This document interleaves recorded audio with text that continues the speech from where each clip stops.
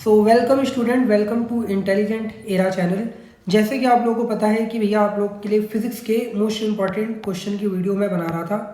तो 4 number marks वाले क्वेश्चनों की वीडियो जो है वो मैं पहले ही बना चुका हूँ। तो जिन्होंने नहीं देखी, मैं डिस्क्रिप्शन में उसका लिंक दे दूंगा, वहाँ से आप ज़रूर चेक कर लेना। और फिर 3 नंबर क्वेश्चन जो थे आप लोगों के, उसके बुक फर्स्ट के मैंने सारे क्वेश्चन बना दिए हैं, उसका भी लिंक मैं डिस्क्रिप्शन में दे दूंगा, वहाँ से आप जाके चेक कर सकते हैं। ऐसे ही अब बुक नंबर सेकंड को मैं आप लोगों को बता रहा हूँ, ठीक है। तो यहाँ पे हम 3 मार्क्स वाले क्वेश्चन की बात कर रहे हैं। इसके बाद आप लोगों का बचा 2 मार्क्स वाले क्वेश्चन। तो मैं कोशिश पूरी करूँगा कि आज ये वीडियो जब अपलोड हो रही है इसके 2 दिन तक, यानी कि 28 फरवरी तक आप लोगों को वो वीडियो मैं कैसे भी करके प्रोवाइड करा दूँ, ताकि आपके एग्ज़ाम भी आ चुके हैं और आप बिल्कुल अब तैयारी कर लो। और केमिस्ट्री के इंपॉर्टेंट क्वेश्चनों की वीडियो भी अगर आपने नहीं देखी तो वो भी जाके जरूर देखो, डिस्क्रिप्शन में लिंक दे देंगे, नहीं तो चैनल पे आप जाओ, चैनल पे सर्च करो, वहीं आपको ये चीज़ें मिल जाएंगी। चलिए, तो ज़्यादा समय मैं नहीं लूँगा आप लोगों का। और बुक नंबर सेकंड आप लोगों की जो है, इसके 3 मार्क्स के इंपॉर्टेंट क्वेश्चन मैं बता रहा हूँ। 4 मार्क्स वाले मैंने पहले ही सब बता दिए हैं, आप जाके जरूर चेक कर लेना। अब आइए, चैप्टर नंबर 9 आप लोगों का है। इसमें आप लोगों का पहला क्वेश्चन है, अवतल या उत्तल लेंस की दर्पण की फोकस दूरी पर द्रव का क्या प्रभाव पड़ता है। ठीक है, यानी कि जो लेंस यहाँ आपको दर्पण देगा, तो वो आपसे पूछ सकता है कि इसकी फोकस दूरी पे द्रव का क्या प्रभाव पड़ेगा। मीनिंग मतलब क्या है, मतलब ये है कि वो आपसे कहेगा कि जैसे आप इमेजिन करो कि अपवर्तनांक जो है द्रव का वो 1.3 है, ठीक है, और कांच का अपवर्तनांक जो दिया हुआ है ANG वो 1.5 है।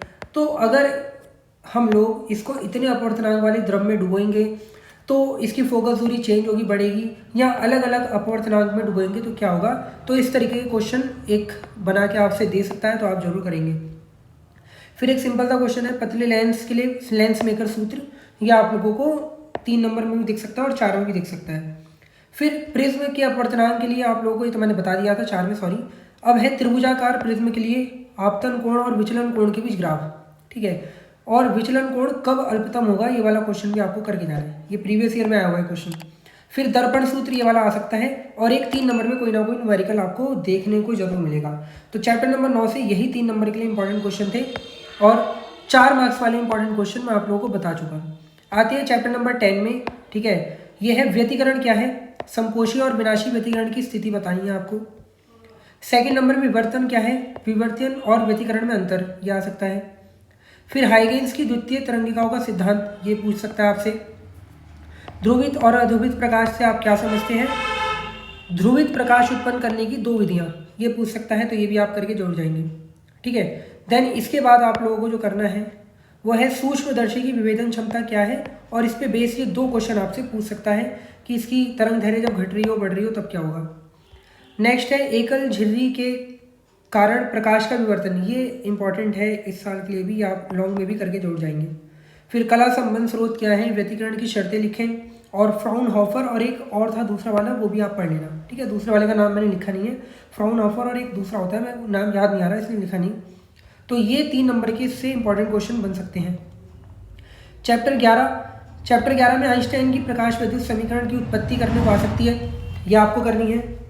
देन इसके बाद आपको प्रकाश विद्युत प्रभाव के नियम और क्या है ये पढ़ना है। सेकंड, पेन की मेरी जो यहाँ पे चार्जिंग खत्म हो चुकी है इसलिए मैं लिख नहीं पा रहा हूँ, लेकिन आप, मैं बोल रहा हूँ, समझ लीजिए, दिख रहा है आपको। आइंस्टीन की प्रकाश विद्युत समीकरण लिखें और इसके आधार पे प्रकाश विद्युत प्रभाव के नियमों की व्याख्या।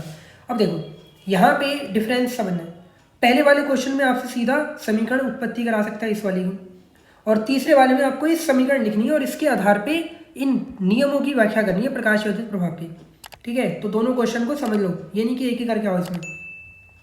द्रव्य तरंगी क्या है, डी ब्रॉगली तरंग की उत्पत्ति आ सकती है, और इलेक्ट्रॉन के लिए डी ब्रॉगली तरंग दैर्घ्य ये। तो ये 3 नंबर के क्वेश्चन इसमें से हो गए चैप्टर 11 में से।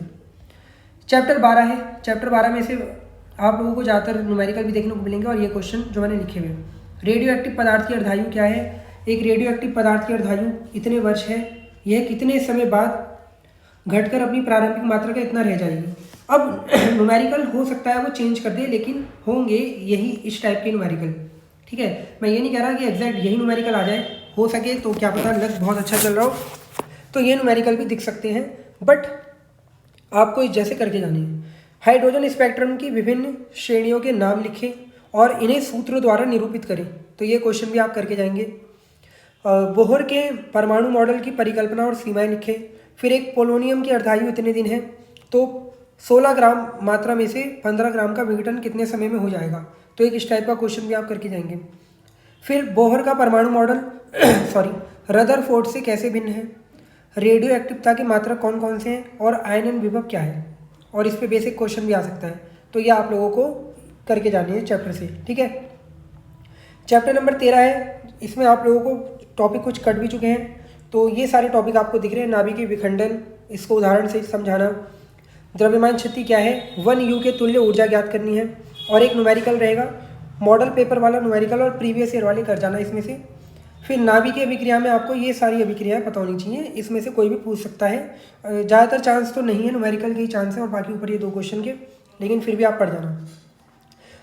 चैप्टर नंबर 14, इसमें से बहुत सारी चीज़ें कट चुकी हैं, तो जो मुझे इंपॉर्टेंट लगा मैंने यहाँ पे लिख दिया है। अवक्षय परत क्या है, विभव प्राचीर को समझाओ, और अवक्षय परत की चौड़ाई पर क्या प्रभाव पड़ेगा इन चीज़ों का। ये मॉडल पेपर का ही क्वेश्चन है।